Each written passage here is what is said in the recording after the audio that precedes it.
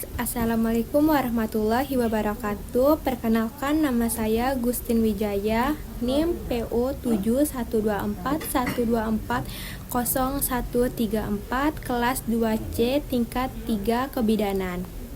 Di sini saya akan membuat video presentasi tugas dari Ibu Yoza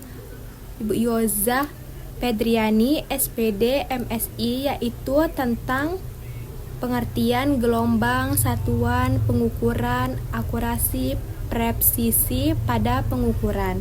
Yang kedua yaitu tentang pengertian gelombang spektrum, gelombang elektromagnetik. Yang ketiga yaitu tentang pemanfaatan radiasi dalam dunia medis, CT scan.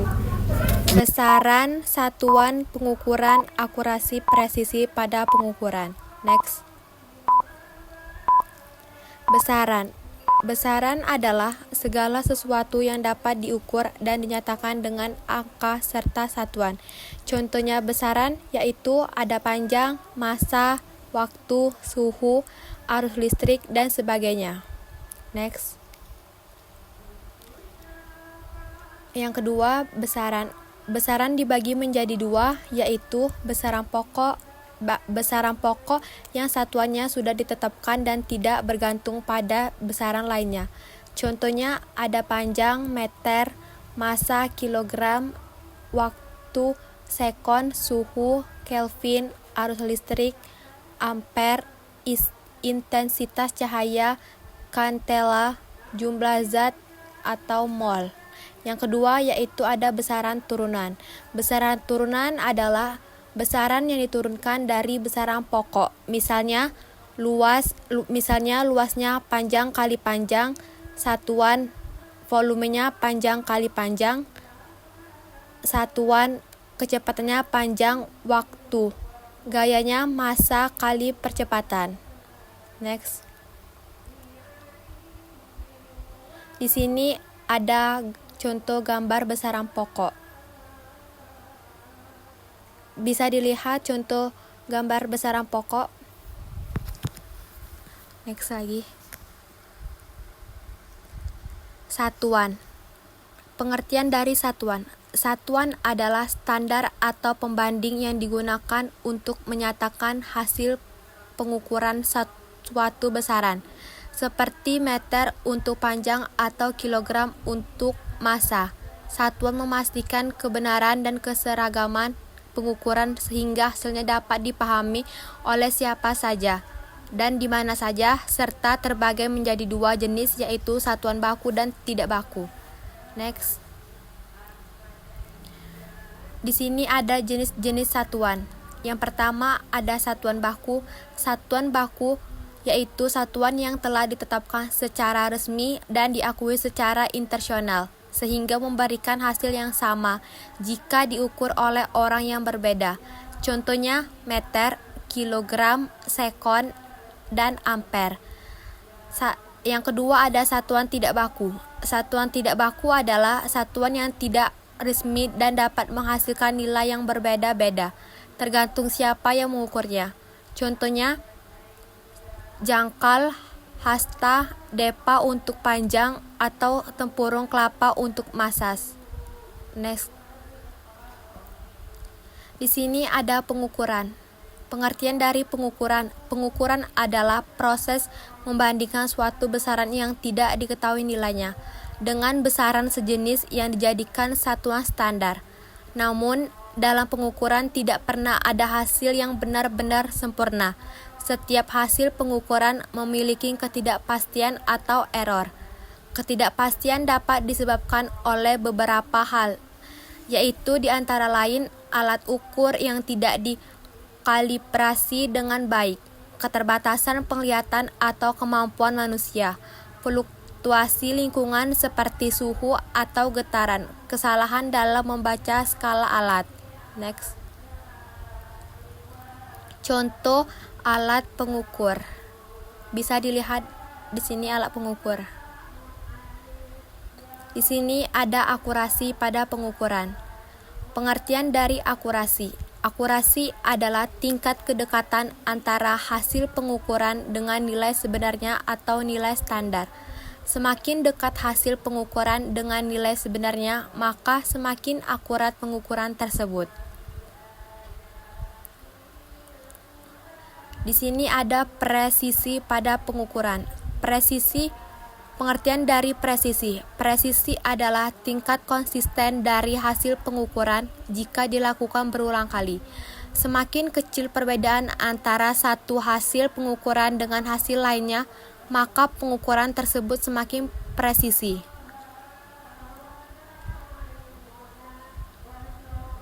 Contohnya yaitu bayangan kamu menembakkan anak panah ke sasaran. Jika semua anak panah berkumpul di titik yang sama tapi jauh dari tengah, maka hasilnya presisi tinggi tapi akurasi rendah. Jika anak panah tersebar tapi rata-ratanya berada di dekat pusat sasaran, maka akurasi tinggi tapi presisi rendah.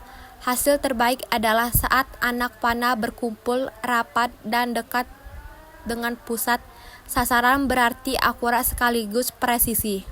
Next.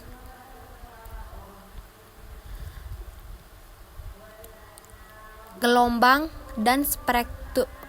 Pengertian dari gelombang dan spektrum gelombang elektromagnetik. Next. Pengertian dari gelombang. Gelombang adalah getaran atau gangguan yang merambat dari satu titik ke titik lain dan membawa energi tanpa memindahkan partikel secara permanen. Di sini gelombang dibagi menjadi dua jenis secara umum, yaitu gelombang mekanik dan gelombang elektromagnetik. Gelombang mekanik yaitu gelombang yang memerlukan medium untuk merambat seperti air atau udara. Contoh gelombang mekanik, gelombang air dan gelombang suara. Yang kedua ada gelombang elektromagnetik. Gelombang elektromagnetik adalah gelombang yang tidak membutuhkan medium dan dapat merambat di ruang hampa seperti cahaya, sinar X atau gelombang radio. Next. Di sini ada spektrum gelombang elektromagnetik. Pengertian dari gelombang elektromagnetik yaitu mencakup berbagai jenis gelombang dengan panjang gelombang dan frekuensi yang berbeda-beda. Urutannya dari panjang gelombang terpanjang hingga terpendek. Yang pertama ada gelombang radio, gelombang mikro, gelombang inframerah, cahaya tampak, ultraviolet, sinar X, sinar gamma. Next.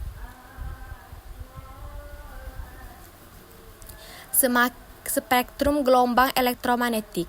Semakin pendek panjang gelombang, maka energi gelombang semakin besar. Itulah sebabnya sinar X dan sinar gamma memiliki energi tinggi dan bersifat radiasi pigeon yang bisa memengaruhi jaringan biologis. Next.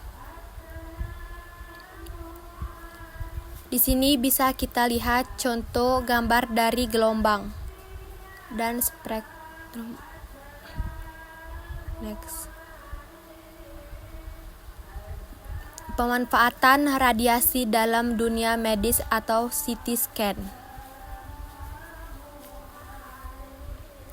Di sini kita bisa lihat alat CT scan.